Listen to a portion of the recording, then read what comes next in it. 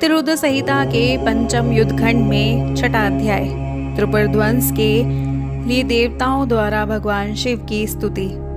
व्यास जी बोले, हे सनत कुमार, हे विभो, भाइयों तथा पुरवासियों सहित उस दैत्यराज के मोहित हो जाने पर क्या हुआ, वो सारा वृतांत कहिए।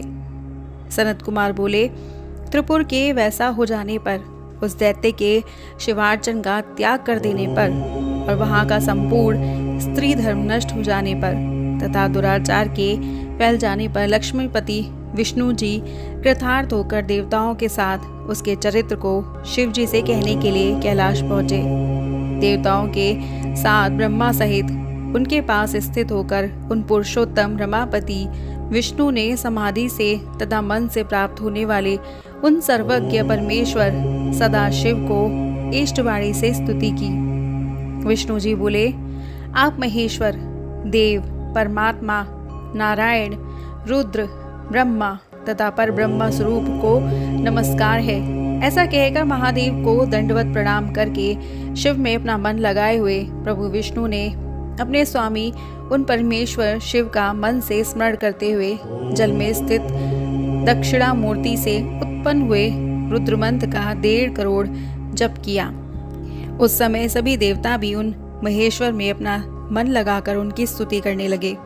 देवता बोले, सब में आत्म रूप से विराजमान, सबके दुखों को दूर करने वाले रुद्र, नीलकंठ, चैतन्य रूप एवं प्रचेता आप शंकर को नमस्कार है। आप हम सबकी आपत्तियों को दूर करने वाले हैं तथा हम सबकी गति हैं। हे दैत्यसूदन, आप सर्वदा हम लोगों से वंदनीय हैं। आप आदि अनादि स्वात्मानंद अक्षय रूप तथा प्रभु हैं। आप ही जगत प्रभु तथा साक्षात प्रकृति एवं पुरुष के स्रष्टा हैं। आप ही रज, सत्व तथा तमोगुण से युक्त होकर ब्रह्मा, विष्णु तथा रुद्र स्वरूप होकर जगत का सृजन, पालन तथा संहार करते हैं। आप इस जगत में सबको तारने वाले, सबके स्वामी, अविनाशी, वर देने वाले, वाणीमय, वाज्य और अवाच्य वाचक भाव से रहित हैं। योग वेताओं में श्रेष्ठ योगी जन मुक्ति के लिए आप ईशान से भी याचना करते हैं। आप ही योगियों के हृदय रूप कमल में विराजमान हैं। सभी वेद एवं संतगण आपको ही तेजो राशि, परात्पर स्वरूप और तत्वमसी इत्यादि वाक्य से जानने योग्य पर ब्रह्मा स्वरूप कहते हैं। हे विभो, हे सर्व, हे सर्वात्म, हे त्रिलोक अधिपति, हे भव, इस संसार में जिसे परमात्मा कहा जाता है वो आप ही हैं। हे जगत गुरु, आपको ही दृष्ट, श्रुत, जानने योग्य, छोटे से भी छोटा एवं महान से भी महान कहा गया है। आपके हाथ, चरण, नेत्र, सिर, मुख, कान तथा नासिका सभी दिशाओं में व्याप्त है। अतः मैं आपको सभी ओर से नमस्कार करता हूँ। मैं सर्वव्यापिनी, आप सर्वज्ञ, सर्वेश्वर, अनावृत, विश्वरूप, विरूपाक्ष को मैं सब ओर से नमस्कार करता हूँ। सर्वेश्वर, संसार के अधिष्ठाता, सत्य, कल्याणकारी, सर्वोत्तम, करोड़ों सूर्य के समान प्रकाशमान आपको मैं और सब ओर से नमस्कार करता हूँ। विश्वदेव, आदि अनंत से रहित, 36 तत्वों वाले, सबसे महान और सबको प्रवृत्त करने वाले आपको मैं सब ओर से नमस्कार करता हूँ।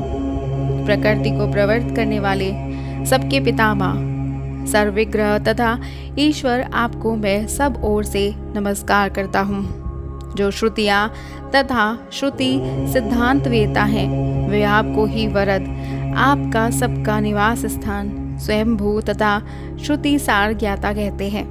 आपने इस लोक में जो अनेक प्रकार की सृष्टि की है वो हम लोगों के दृष्टिपथ में नहीं आ सकती। देवता, असुर, ब्राह्मण, स्थावर, जंगम तथा अन्य जो भी हैं उनका कर्ता आपको ही कहते हैं। हे शंभो, हे देववल्लभ, क्षण भर में असुरों का वध करके त्रिपुर आदि के द्वारा विनष्ट किए जा रहे इस अनन्य गति वाले देवताओं की रक्षा कीजिए। हे परमेश्वर, हे प्रभु, इस समय वे असुर विष्णु जी के द्वारा बताए गए उपाय से आपकी माया द्वारा मोहित हो रहे हैं और धर्म से बहिमुख हो रहे हैं। हे भक्तवत्सल, उन दैत्यों ने हम लोगों के भाग्य से समस्त धर्मों का नष्ट कर दिया है और वेद विरुद्ध धर्मों का आश्रय ले लिया है। हे शरणप्रद, आप तो सदा से ही देवताओं का कार्य करने वाले हैं और इस समय हम आपकी शरण में आए हुए हैं और आप जैसा चाहे वैसा करें। सनत कुमार बोले, इस प्रकार महेश्वर को स्तुति कर वो देवता दीन को हाथ जोड़कर सर झुकाकर उनके आगे खड़े हो गए। इस प्रकार इंद्र आदि देवताओं के द्वारा स्तुति किए जाने पर तथा विष्णु से जब से प्रसन्न हुए भगवान सर्वेश्वर बैल पर सवार हो वहां गए।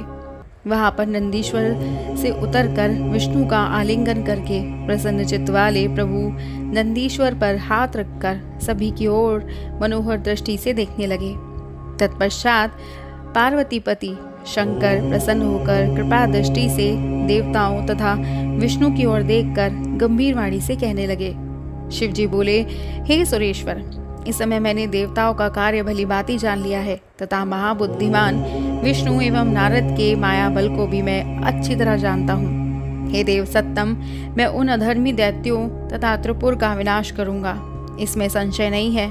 किंतु दृढ़ मन वाले वो महादैत्य मेरे भक्त हैं। यद्यपि माया से मोहित होकर उन्होंने धर्म का त्याग कर दिया है, इसलिए मैं किस प्रकार उनका वध कर सकता हूँ। त्रिपुर में रहने वाले सभी दैत्य मेरी भक्ति से रहित हो गए हैं, तो उनका वध भगवान विष्णु करेंगे, जिन्होंने बहाने से दैत्यों को धर्मच्युत किया है। हे मुनि, इस प्रकार शिवजी के वचन को सुनकर सभी देवता विष्णु अनमने हो गए। अनंतर देवताओं एवं विष्णु को उदास देखकर सृष्टिकर्ता ब्रह्मा ने हाथ जोड़कर शिवजी से कहा। ब्रह्मा जी बोले, हे प्रभु, आपको कोई पाप नहीं लगेगा, क्योंकि आप परम योग देवता हैं। आप परमेश्वर पर ब्रह्मा तथा सर्वदा देवताओं एवं ऋषियों के रक्षक हैं। आप ही प्रेरणा देने वाले हैं।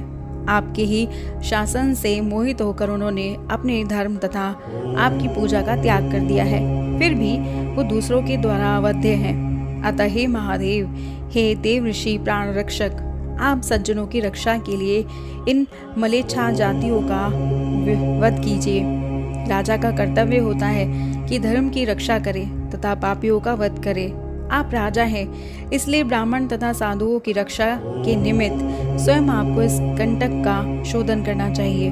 ऐसा करने से आपको पाप नहीं लगेगा। यदि राजा इस प्रकार अपनी राज्य की रक्षा करे तो उसे इस लोक में सर्वलोक का आधिपत्य तथा परम कल्याण प्राप्त होता है। इस कारण आप स्वयं त्रिपुर का वध कर इन देवताओं की रक्षा कीजिए, विलंब न करें। हे देव देवेश, मुनि, इंद्र, ईश्वर, यज्ञ, वेद, समस्त शास्त्र तथा मैं और विष्णु, ये सभी आपकी प्रजाएं हैं। ये प्रभु, आप देवगणों के सार्वभौम सम्राट सर्वेश्वर हैं और विष्णु से लेकर सारा संसार आपका परिवार है। हे अज, विष्णु आपके युवराज हैं, मैं आपका पुरोहित हूँ एवं ये इंद्र आपके राज्य की देखभाल करने वाले तथा आपकी आज्ञा के परिपालक हैं। हे सर्वेश्वर, इस प्रकार अन्य देवता भी आपके शासन में रहकर सदा अपने अपने कार्य करते हैं। ये सत्य है, इसमें कोई संदेह नहीं है। सनत कुमार बोले, इस प्रकार उन ब्रह्मा का वचन सुनकर देव रक्षक भगवान शंकर प्रसन्नचित होकर ब्रह्मा जी से कहने लगे।